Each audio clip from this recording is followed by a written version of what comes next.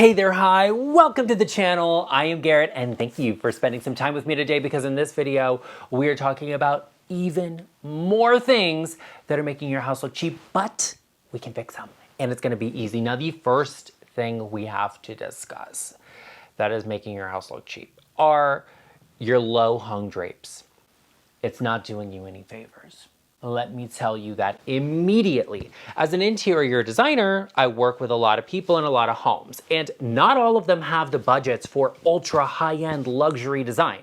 So cost and the aesthetic and the look don't necessarily go hand in hand. And drapery is one of the places that we can easily make some place, a space, any room look more luxurious and more expensive than it is. But if you're using drapery that's like hung right at your window frame or is like screwed into the frame is to cover the messy edges of the drywall or the plaster or whatever. It's not meant for you to attach or affix your drapery rods to.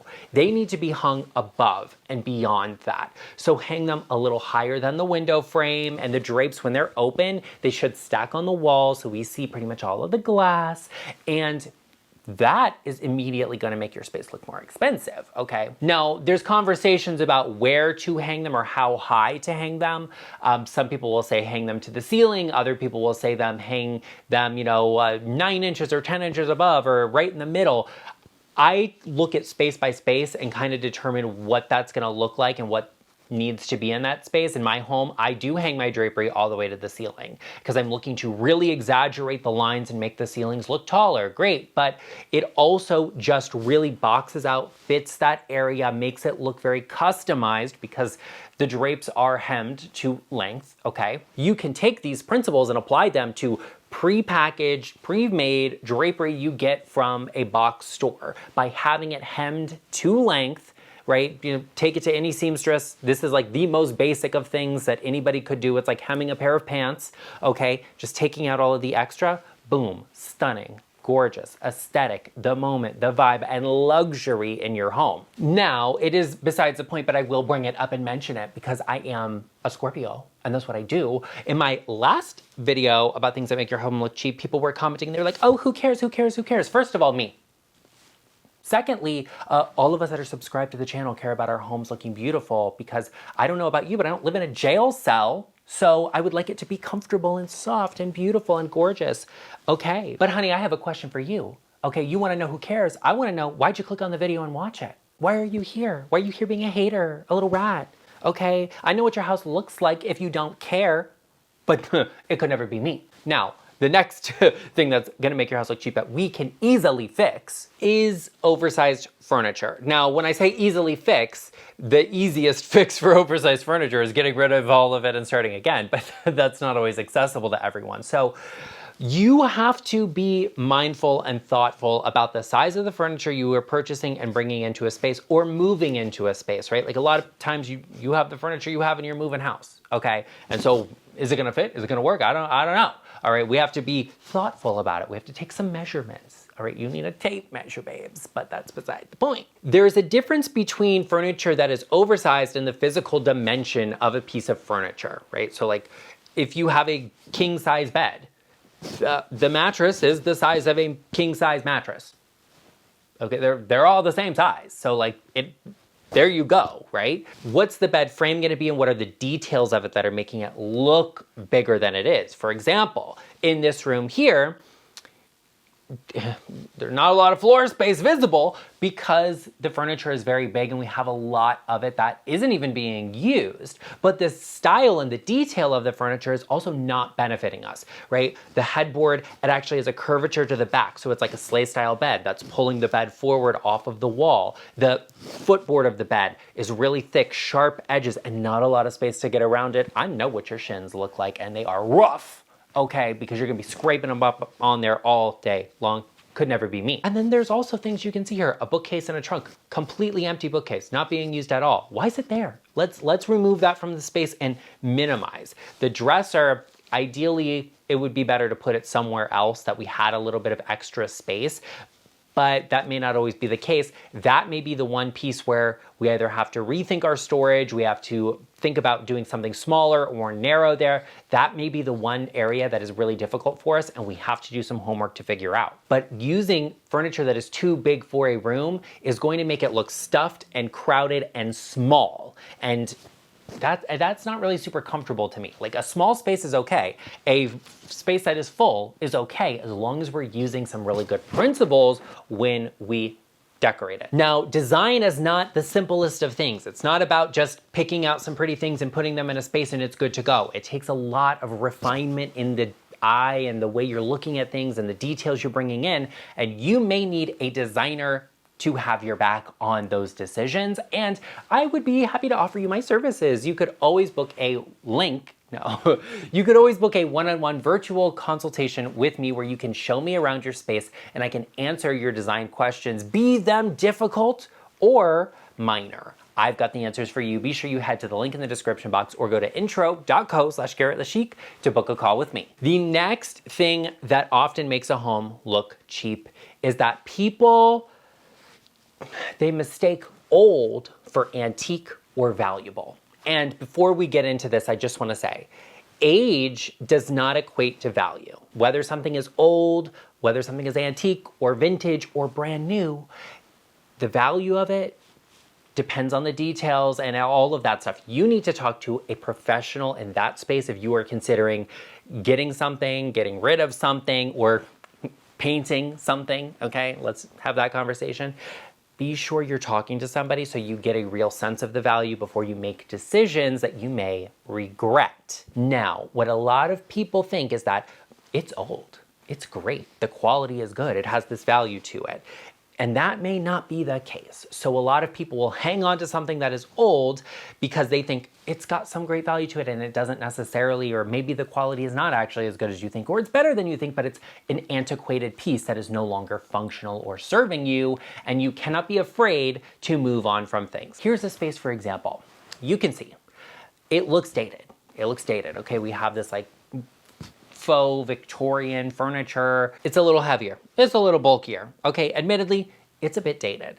But the problem in the space isn't even the furniture itself. It is the details, and some of the pieces of furniture are probably sort of irrelevant, okay? So there's a mix of things I would recommend to do here to modernize it, to make it feel a little bit more timeless, okay?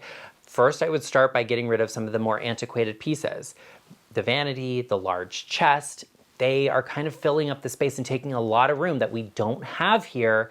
They feel a little bulkier and they don't really look like they're being used either. So I would probably start with eliminating those pieces. Then I'd bring in maybe some new nightstands in a contrasting tone so it doesn't feel like it's a furniture set of all matching things, to break that up a little bit. Next are some luxury details. Hanging drapery, really beautifully floor to ceiling with beautiful pinched pleats in a neutral tone that blends in seamlessly to the wall color and carpet, and some solid colored bedding, maybe even lowering the mattress a little bit because it feels a little tall. Okay, a little aggressively tall, would really modernize this space. An example of what that could look like is this one here. You see, it's an older bed, an older style of bed. It has more of a cottage feel to it, but it doesn't feel stagnant and dated and old. It feels intentional and timeless and classic. Don't think that because it's an old piece or because it's a good quality piece, it's doing all of the heavy lifting there.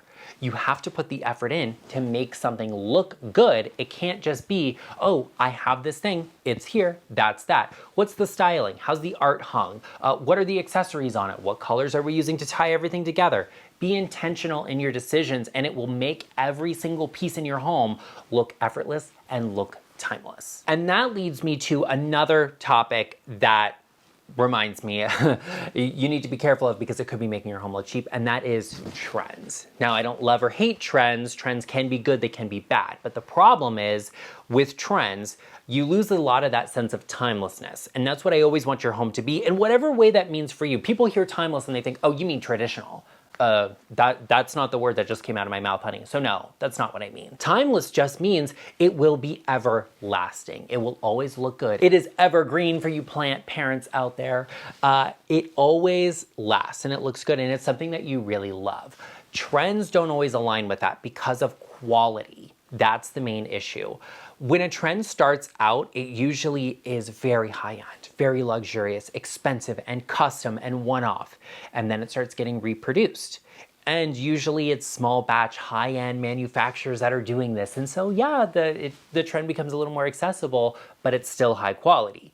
Then it starts going down to budget-oriented stores and discount stores once the trend gets large enough to be mass-produced. Once it gets to flat pack stores or, you know, this sort of store you can buy your groceries and furniture in the same place, it becomes a problem and is no longer a high quality trend. It is a lower quality trend because that's when numbers start coming out and, oh, you know, what's the cost of manufacturing versus the value and whatever. Okay, it's not my business. At some point or another, every single piece in my house was trending. Whether I bought it when it was trending or not, sort of irrelevant because I bought it because I liked it, not because it was on trend. That's what you have to do, and combine it with things that you already have, existing pieces, a little bit of vintage, a little bit of antique. Mix all of this together to create your personal style so your space is always timeless and never looks or feels cheap. Now that was the sensible design advice everyone needs and I always give. So if you are new here and you made it this far in the video,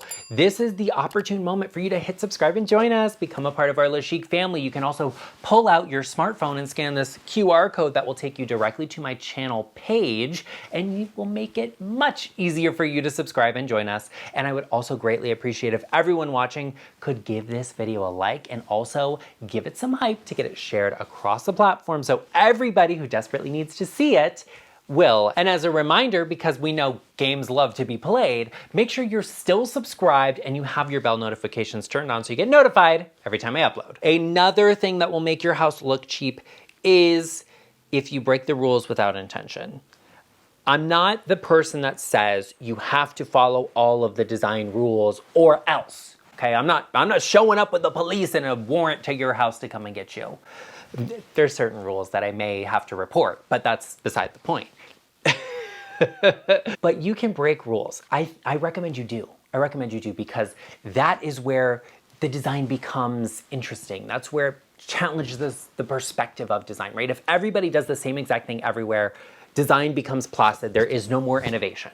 Break the design rules, but know them and then break them. Know what the rule is about rug sizes or the drapery or the way you use color in a space, the position your TV needs to be hung at. Know the rules, and then break them. Don't break all of them at once.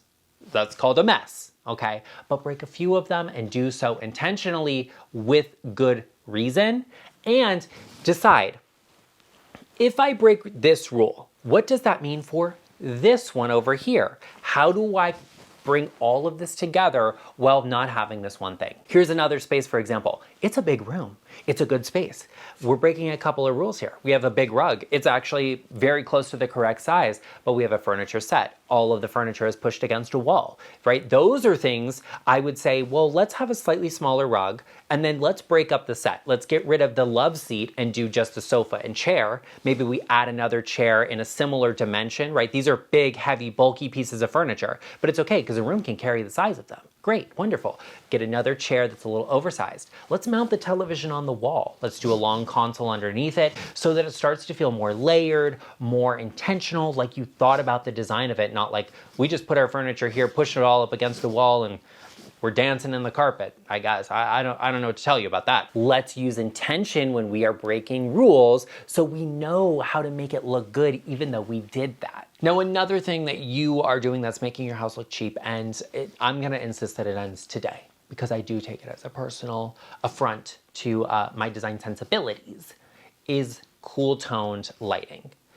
It's not doing you a favor. It's not doing the favor you think it is. For some people that have like a visual impairment or something along those lines that have to have cool toned lighting, that's fine. Okay, that's why it's in hospitals. And I think that says more than enough. It always feels a little bit clinical when you have cool toned lighting. And so if that makes you feel comfortable physically, like visually, you can see that, I say do it, okay? That's always going to be the exception to every rule, is like, what can you physically withstand in your space, and it has to be comfortable, but that's also beside the point. Otherwise, if you're aiming for comfortable and expensive looking and luxury looking, I'm going to opt for warmer toned lighting. all right? So I wanna see soft yellow lighting and beautiful lighting. I actually got the wildest comment that was like, oh, I completely disagree. I only like soft lighting in my house, so I only have a couple of lamps. What do you want me to say about that? That's literally what I say. I like softer, warm-toned lighting in a space. So having lamps in every corner, maybe that's too much lighting for you and you only want to have 2 or 3. Great, okay, do it. And there are some spaces that ultra warm tone lighting just doesn't work in. It's not doing you the favor you think it is, and that would be your kitchen, your bathroom, in a workspace, like a workshop in your garage. It doesn't need to have super warm tone lighting. I would choose more of a neutral light for those spaces, something that's a little brighter. That way I get more utility out of them. And then I may opt to add another layer of lighting into that space. So in a bathroom, for example, if I'm getting ready, I probably want to have more lighting, right? With just a higher output of light in itself. And so that's going to naturally be more of a neutral or a cooler tone lighting. And that's okay. But I might have a small lamp, maybe it's a battery operated lamp or something, so that when I'm taking a relaxing soak in the tub, I have soft, beautiful, decadent, warm lighting in that same space. But I didn't have to swap the light bulbs out to take a bath. Okay, that's wild. The whole point is you want to have both forms of lighting, warm and cool, in those spaces, so you're never missing out on one of them together. And you want to have that layered lighting so that it feels soft, beautiful, and luxurious, and not cheap. Well, there you have it, everyone. I hope you enjoyed this video, and if you did, be sure you did not miss out on part 1 linked right over here. You can check out some of the other things that are making your house look cheap that you should avoid, and I will see you over there.